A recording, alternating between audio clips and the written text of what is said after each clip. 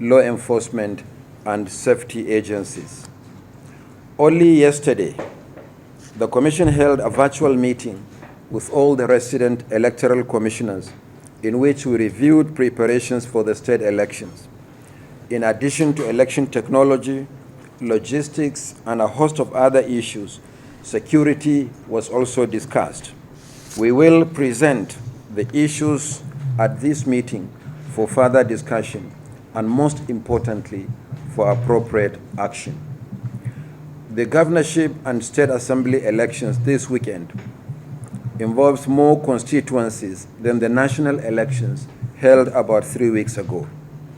Unlike the last elections involving 470 constituencies, one presidential constituency, which is nationwide, 109 senatorial districts, and 360 House of Representatives seats, the state elections will involve 1,021 constituencies, 28 governorship, and 993 state assembly seats. There will also be more candidates involved and more collation centers to protect. These are also local elections involving keen contests.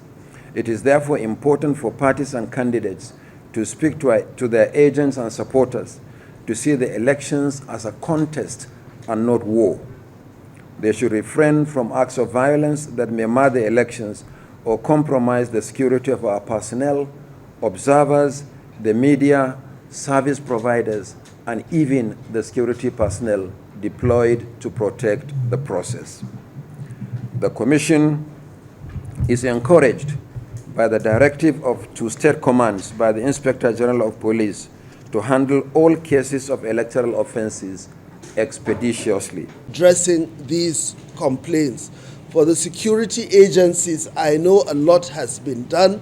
I've been talking with the Chief of Defense Staff. I've been talking with the Inspector General of Police, who is the head of the lead agency in the process of elections.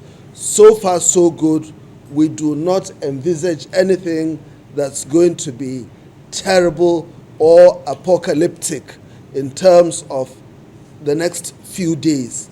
But that does not mean that we should all do away with our state of readiness. We must comply with the rules. We must also allow everyone, I've said this so many times, to exercise their fundamental rights as citizens of this country.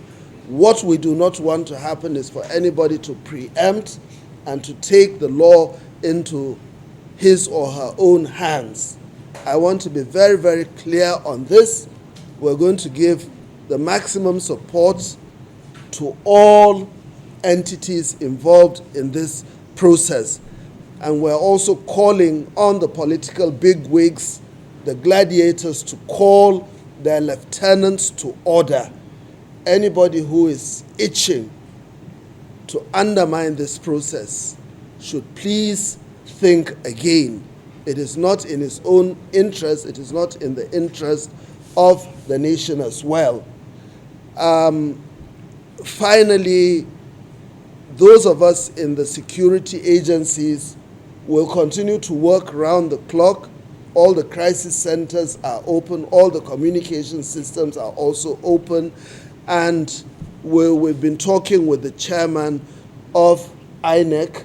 If there's anything that needs to be done, anything that needs to be added, my office is always open, ready, and available to give that support. Once again, I want to thank each and every one of you.